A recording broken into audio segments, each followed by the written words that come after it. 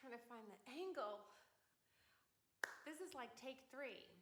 I mean, angles is just like the thing. I didn't know it, but there are definitely good and bad angles, but I'm just going to go for it.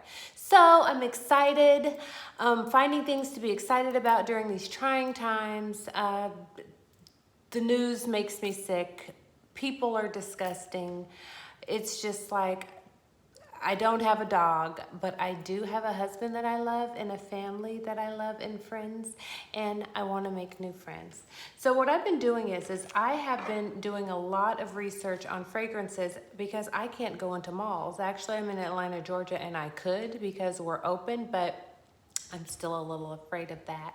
So there's a site that I had come across a while ago, and it's called fragrance.com, and I stayed away from it. I was like, there's no way that there is a site online, an online store that could offer the same things that I'm finding in the luxury stores at half the price. I thought they were fake. The fragrances were fake. I thought that they were potentially old if they weren't fake, or just something had to be wrong with them. I was so wrong. So right now, cutting costs is important for everyone. And me, myself as well. So fragrance.com, I went on and I was like, it was like a community. The people are, doing their reviews and sharing their opinions and thoughts. And it was a good opportunity for me to do blind purchases. Like, I purchase all of these things blindly. I can't smell them. I can only read reviews and read notes, and that's just about it. And of course, why would I want to pay full price? So these are a few of the most recent things that I've gotten. I'm going to do several reviews that consist of all of my yummy things. Okay, so let's just do one at a time. Montserrat. I've seen it. I've seen it in luxury stores, and I was always intrigued with the packaging, but I never really gave it a try. It's a really popular niche fragrance line. This is their Roses Vanille. So this is rose and vanilla. Right now, I am obsessed with gourmand fragrances. I go through phases. Sometimes I like flowers, white flowers, clean, spicy, woodsy. Right now, I am really liking vanilla notes and candied roses. Okay, so this is supposed to be that way. Look at this beautiful packaging. Like, isn't that to die for? And the top unscrews. This is just so simplistic and so pretty, and I love it so much. So let me give it a spray.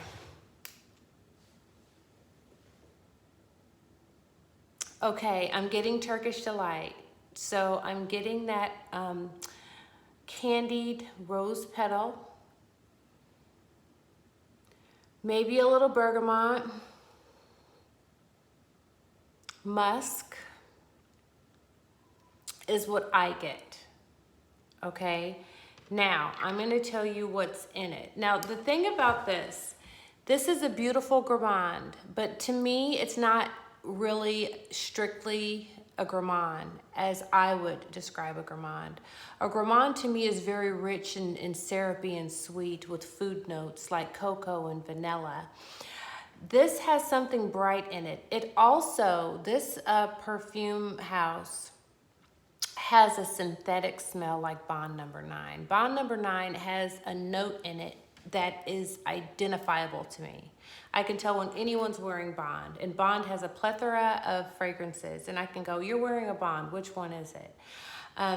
That's not a bad thing for me. It's kind of a plastic smell. I actually kind of enjoy it, which is kind of strange. This is the cute carrying case for storage. So,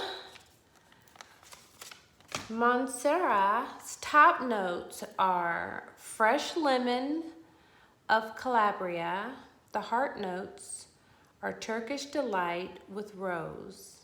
And the base note is cedarwood, intense vanilla, and white musk.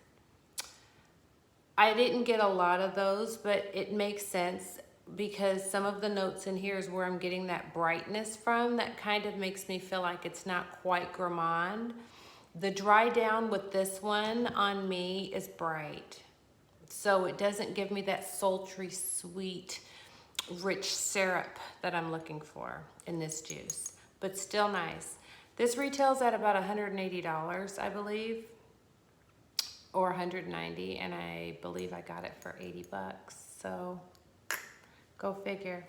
Okay, so the second one is really, really, really, really hilarious. Okay, so many years ago, I was popping, y'all. I thought I was just like, oh, I worked at the counter at Mac, and Terry Mugo launched Angel, the iconic perfume. And it smelled so bad to me. It was unlike anything I could ever smelled. It stunk up. I should say, you could smell it all through the whole cosmetic department and the shoe department, and they had this big machine. And I'm like, they made a Angel machine? And the women were going through this juice like it was water. I mean, one squirt of Angel can last you a lifetime, I felt. And they were refilling the bottle with this machine.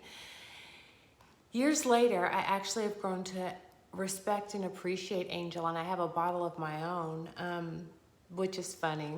Things come full circle. So in 2016, Terry Mugler came out with Angel Muse. So it is, to me, it's a sweeter version of Angel.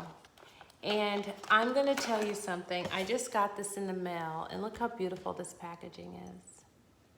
Isn't that gorgeous? And it smells so good. If I can get it open. My hands are slippery. I used some hand cream. Okay, let's see.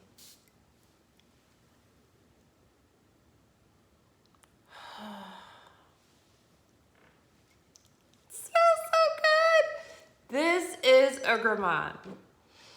So I'm getting chocolate. I get coffee notes, kind of like you just walked into, not a Starbucks, more of like a mom and pop's coffee house, because Starbucks has a pitch to it because the beans are burned. This is a cup of Folgers coffee that your grandmother, or mom, or dad used to make with cream and sugar. It's syrupy, but it has a patchouli note, which is hilarious because one of my best friends in high school used to wear patchouli oil. And I used to be like, why are you wearing that? And she was like, I like the way it smells. It's an earthy, kind of a funky, if you will, but I've grown to like that. I've grown to like patchouli and oud, go figure. And I smell bergamot again, and vanilla, musk, and a white flower. I can never identify what white flower it is, but I can smell these. I can always smell when something's white, has resin, sweet. That's my nose. So let's see what Angel Muse has. The top notes are grapefruit, pink pepper. The heart notes, hazelnut, cream, cocoa, and rose. And the base notes are vetiver and patchouli. So I was pretty close. This is a winner. This is day or night, in my opinion. I don't really wear my fragrances according to season. This would be classified as an evening after 5 or 6 fragrance, definitely fall or winter.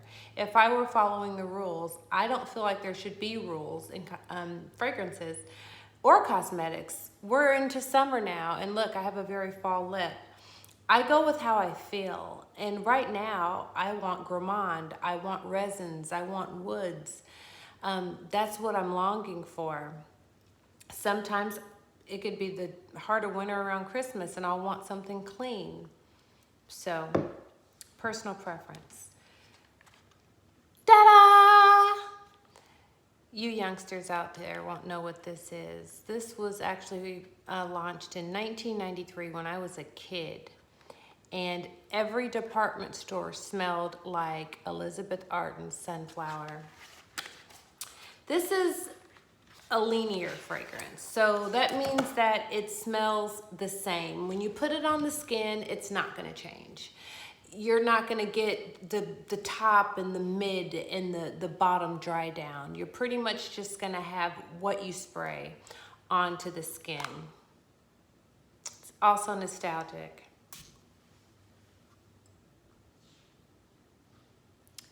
It's just like a sunflower. It's clean.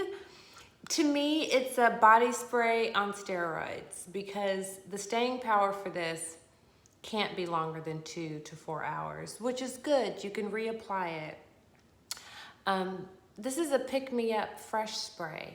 And I'm gonna be honest with you. I decided to give this a try because it reminded me of a million years ago, but it was also $12.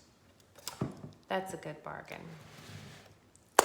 That concludes my fragrance review.